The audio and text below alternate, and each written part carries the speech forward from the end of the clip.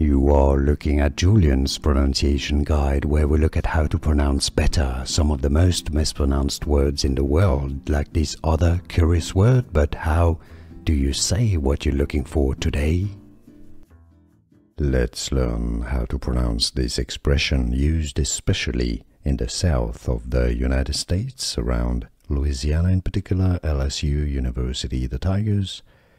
It is also just a slang expression to encourage people.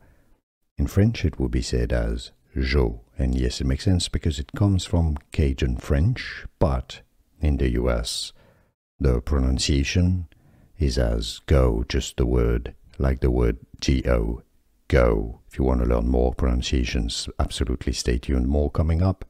Go.